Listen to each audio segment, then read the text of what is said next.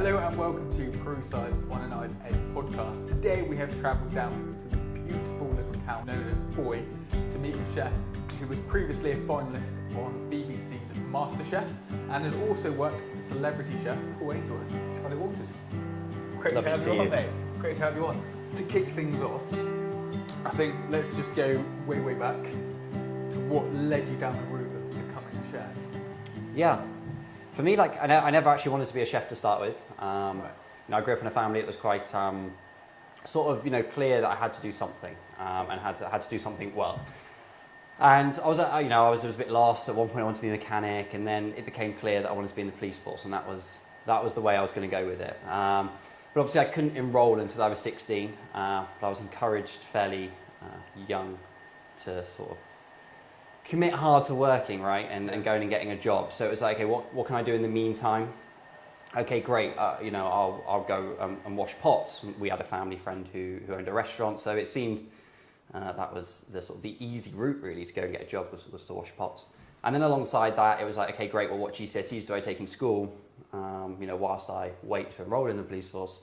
And it was like, okay, great. I like cooking at home with mum on the weekend, right? Yeah. So I would just go catering. And then those two things hand in hand.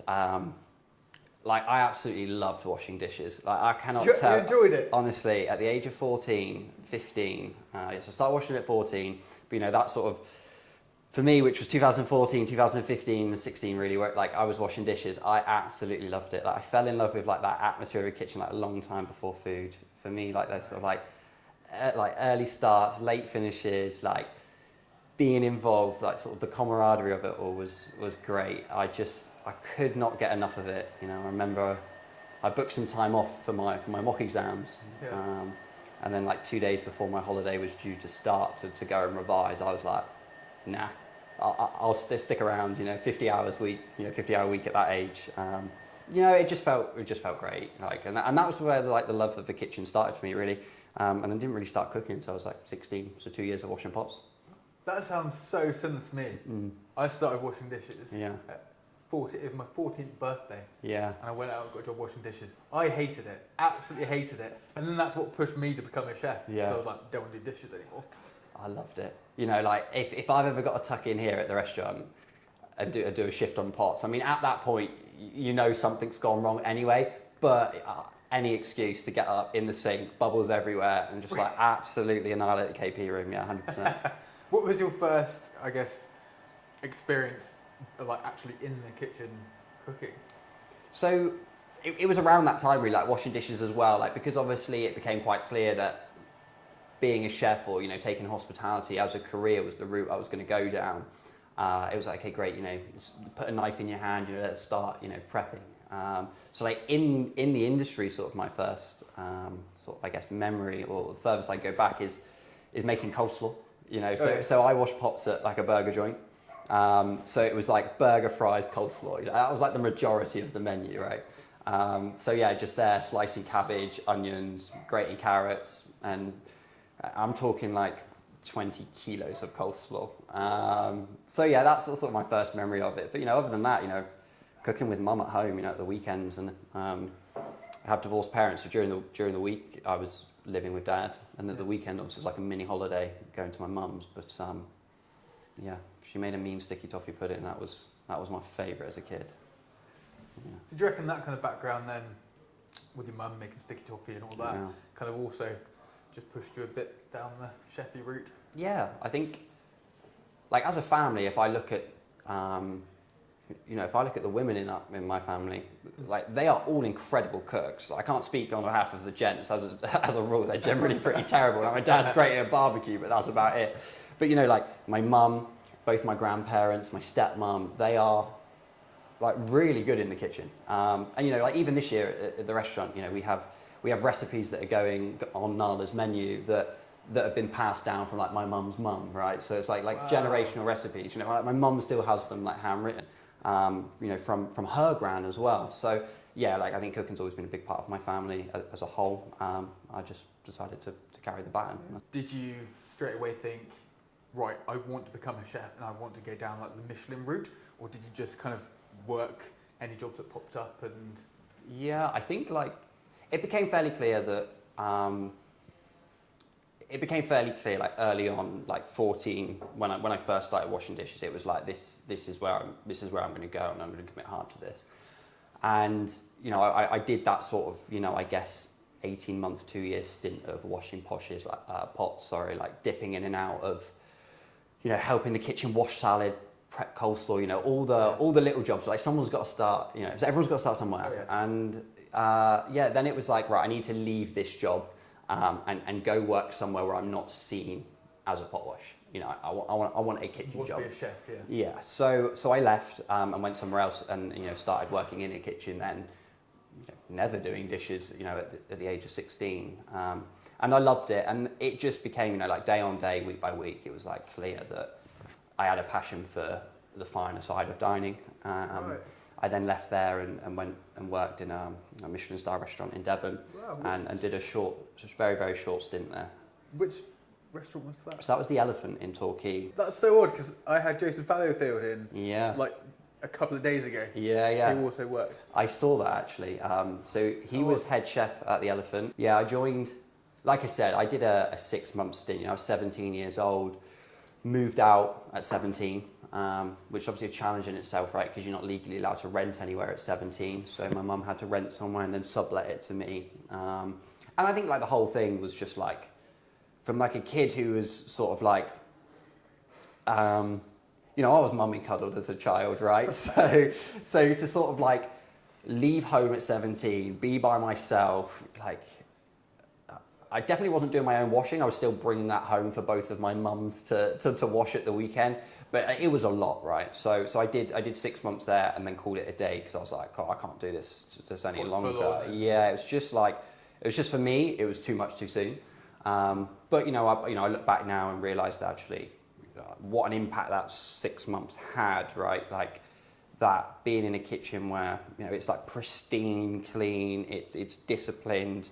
There's a right and a wrong way to do things, and just sort of, you know, taking that sense of that pride of, you know, we're not just cooking food here, we're doing something exceptional. And if it's not perfect, exactly that. You know, it's you know, Simon's a great chef. You know, I lost count of how many years they've had a Michelin star for now, right? And getting a Michelin star is one thing. Holding it for so long. I think he's on his way to the best part of like, I think nearly 2 decades. I think it's definitely over 1 decade. So you know, that's a huge thing. But anyway, I left there and I came away and worked in Plymouth for a short time before making my way down to sort of Rock and Weybridge area, obviously, where I started working for Paul Ainsworth.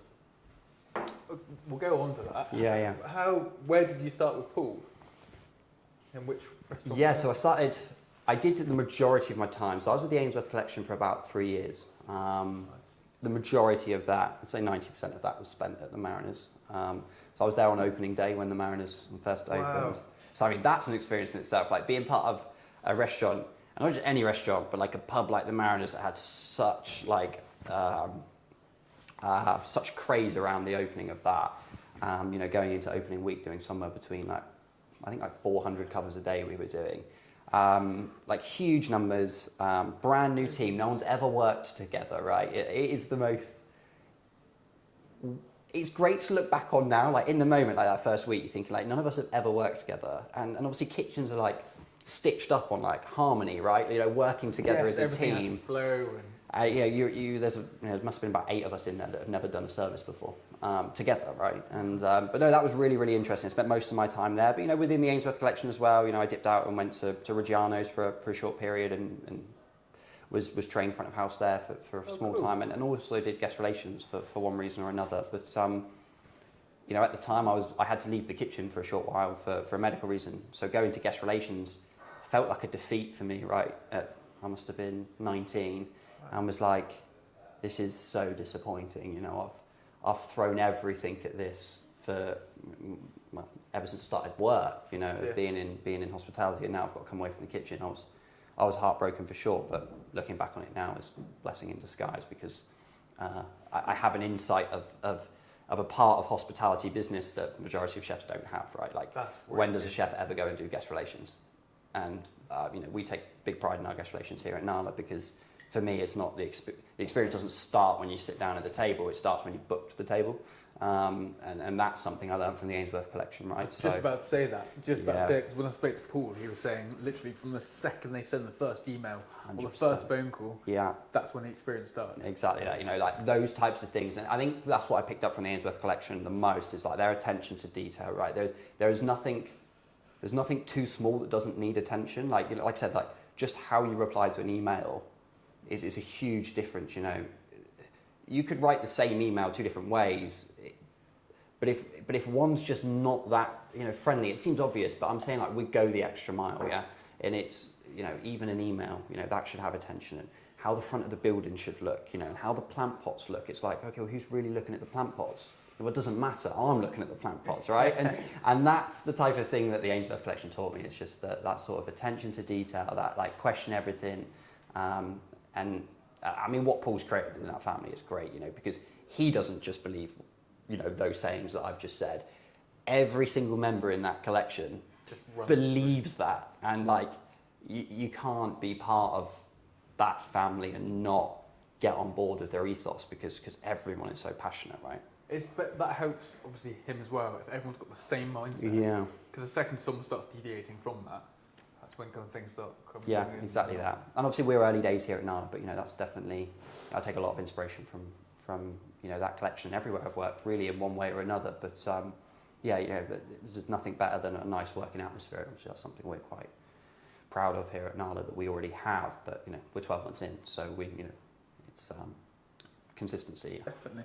I tell you what, because I asked Joseph the other day about Simon. Yeah. If Paul was watching this, yeah, and you could say one thing to him, what would that be? Thank you. Thank you. Yeah. Oh. We've got a lot of time for Paul. He came here. He came here not long after we opened. Within the first 6 months, he was here. Oh, amazing. Yeah, I remember seeing that and going out and saying hi. You know, that was a pretty full circle moment for me. You know, I got a lot of time for him, and he had a lot of time for me, and that was what was important. And yeah, he's an absolute quality guy. So yeah, that would be short and sweet. That's what I'd say. Thank you. Yeah. That's nice. Yeah. Joseph to Simon was sorry. Sorry for the stress I caused you. Yeah, for sure. It's hilarious. Yeah, you know, different chefs completely, but you know, absolute quality in their own rights, and pleasure to work for them both for sure. Amazing. And then you had your time within the Ainsworth collection. Yeah. Where did you then move on to? Yeah, so obviously, like I said, I had to leave the kitchen for a medical reason, and I ended up doing guest relations. And obviously, at that moment in my life, it was like I failed. You know, it was horrible. From someone who's only known kitchen life to go from what can be somewhere between 50 and 80-hour weeks to what is now a 9 to 5 desk job just didn't feel right. You know, I was signing out at 5 o'clock, going home and having dinner, and like sat there having dinner, knowing full well the team I was a part of is in service, and that did feel horrible. You know, I was raised, you know, hard work, and 9 till 5 is not built for me. It's not built for my family. So many chefs struggle with that. Oh as man, well. it is an unsettling feeling to go when all you know is chef life. To go to a stereotypical 9 till 5 is the most bizarre thing. It's fun and games for about 4 weeks. You think, great, I've got my life back, and then it's like, this is weird. And then, like you said, in the evenings, you're probably like twitching, like, oh, should we be doing something? Yeah, it didn't feel right. Anyway, it just so happened, stars aligned. I got a text from somebody who used to work for as well, a gent called Ben.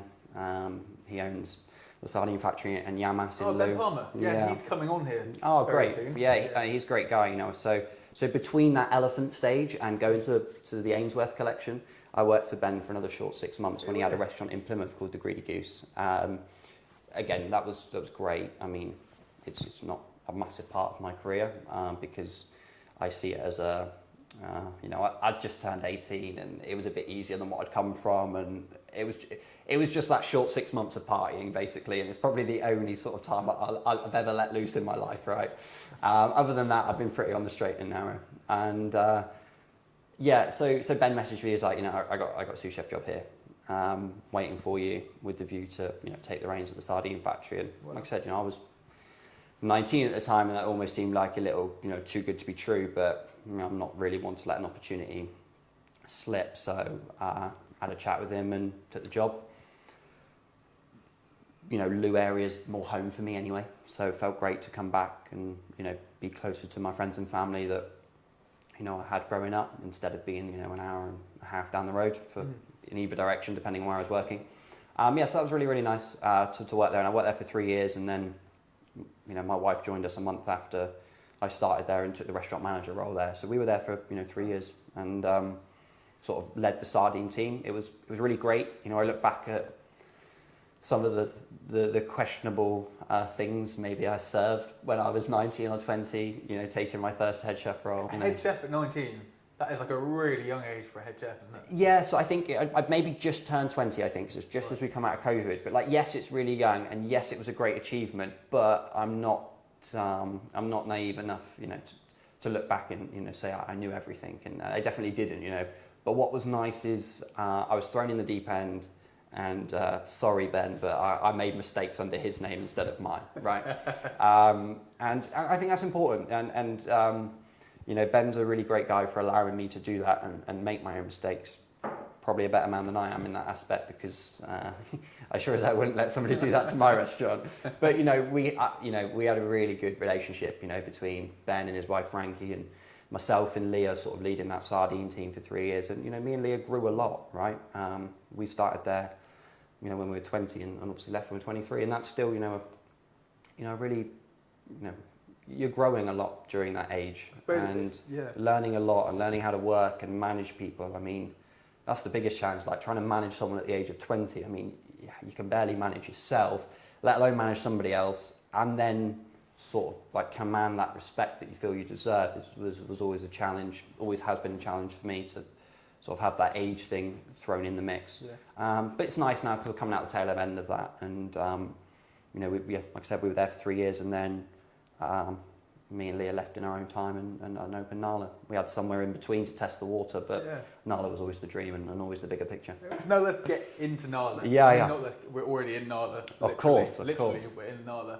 But how long of an idea was that before it actually came to fruition? And yeah, it's always nice to look back. Like I knew I wanted a restaurant early on as well. Even when I was 19, maybe the vision started to become clear at 19 that I'm going to have my own restaurant. It was a matter of waiting. I'm glad I didn't go any sooner. I'm glad I didn't wait any longer. I feel like the stars aligned, and there's a lot of things that led up to us having 19 4th Street, and a lot of things that led to Narla. But you go back through my camera roll and start seeing when I screenshotted things for Narla. That started. The first vision started when I was like 16. I was just so committed to having it. And it is interesting to go back and see, like my Pinterest board and the screenshots that I took of, interior design, and screenshots that I took of food as inspiration. And, this is, I start piecing things together, and it is kind of funny to look back and see like, God blimey, I took that inspiration 3 years ago, and to some way, shape or form, that has translated into Narla now.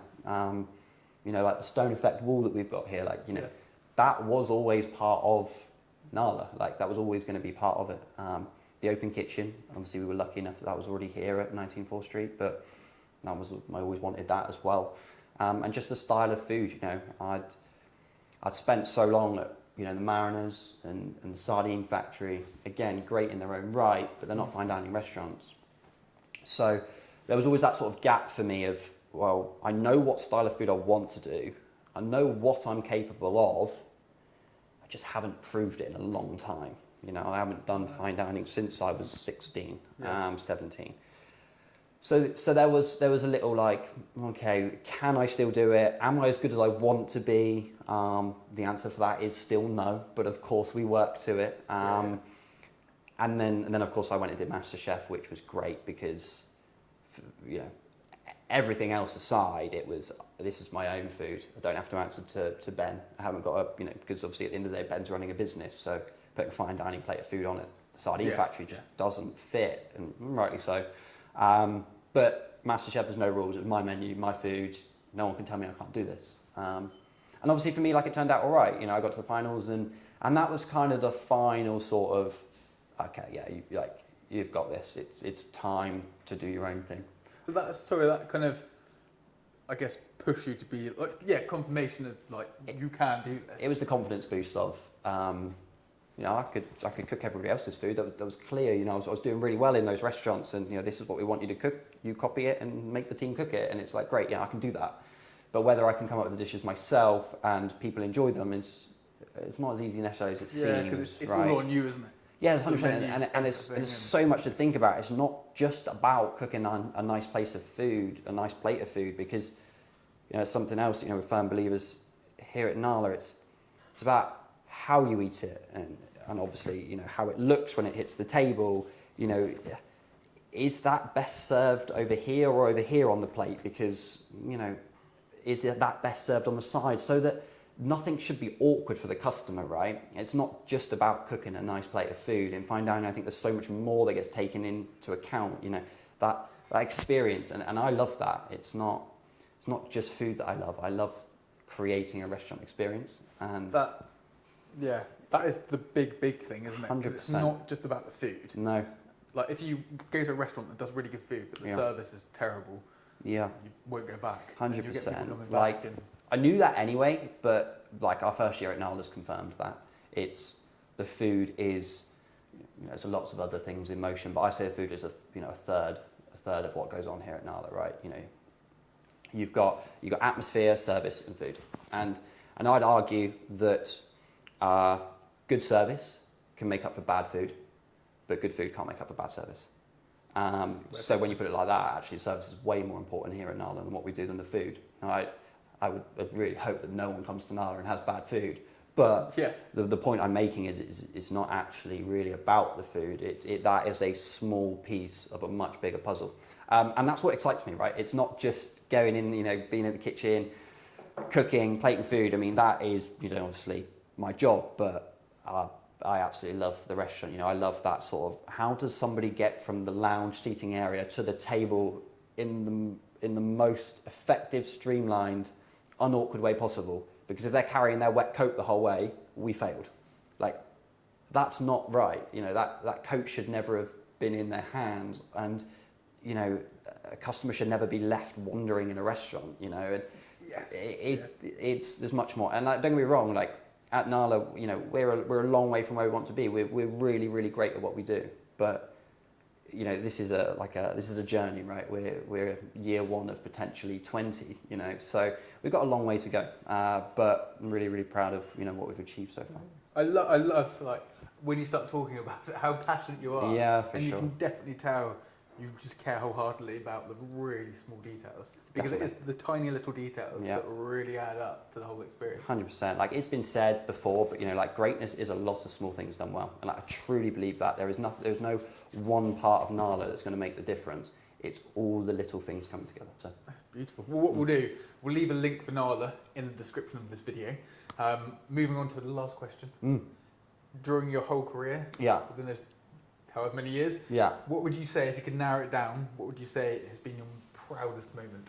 For me, like Narla is the proudest achievement. I've been lucky enough to do some really cool things, but to sort of cast my mind back and in those short moments of reflection, see the vision of like that 16-year-old kid of what Narla was supposed to be, and how she has sort of evolved over time, but that ethos and sort of the groundwork is, finally all came together, right? And even to the building that we're in, the food that we serve, the staff that we have. I mean, the building itself is quality. I can't think of another restaurant in Fowey, let alone I can't even think of anywhere within an hour of us that has a base like this, right? And it's such a team effort. There's so many moving parts within running a restaurant, and being the person who cooks the food, or at least is the last person to see it before it goes to a customer, is it's a big part. But it is, let's not lose the fact that it is one small piece of that bigger puzzle. So yeah, definitely my proudest achievement to have Narla. I love her with all my heart. I love coming to work every day, always have done, but it's even more satisfying now knowing it's myself. Your own place, I've got to say, it just shows how powerful it is to have like a vision of where you want to go to. 100%. It's like inspiring to see that you started with that, with little Pinterest boards and things like that, and then further down the line. I've had a lot, you know, I've had a lot of Amazing. kicks in the teeth along the way. You know, I say kicks in the teeth not because things have gone wrong, but I've just had a lot of Setbacks and just and obstacles. realism too. You know, I spoke to a few successful people within the industry and successful people outside of the industry as a whole in terms of your vision of finances as well is different, right? Because when you don't have a business, your understanding of finances is very personal. Yeah. Whereas as a young person trying to understand business finances as opposed to personal finances, they are hugely different. And I was always brought up, like you can have anything you want, you just can't have everything. And it was okay. So where are we delegating that pile of money? And that's a difficult choice, and we have to make that choice every day. Mm-hmm. But it was only 18 months ago. If I was to, well, maybe more than 18 months now. If I was to say just over 2 years ago, maybe show you plans of money that I wanted to spend and things that I wanted to do, and then you show them to the people who are advising you along the way, and it's like that's just not feasible. And it's like, right. But just because it's not feasible doesn't mean the outcome I'm trying to achieve isn't possible, right? Because I am achieving this down here, whether you like it or not, whether you tell me I can or I can't, I am going to achieve that standard. Just because the money can't do it doesn't mean we can't get there another way. And that's why, I think I've grown and accepted that things do take time. Yeah. But, last year there were things, even down to like linen cloths, right? They're a huge expense for a restaurant. We didn't have them last year because we couldn't afford them. And now this year we can, and it's just those little things, right? It's just building up, isn't it? It's 100%. just building up. And again, that's from doing this with all the others. Like you have met and you probably know like Paul and Jude and everyone like that. Yeah. Exactly the same. You just start with what you can afford and then gradually 100%, yeah. And you've done an incredible job here. Well, I appreciate that, thanks. It's And mate, thank you very much for coming on. An absolute pleasure having you here. Really Appreciate good it. fun.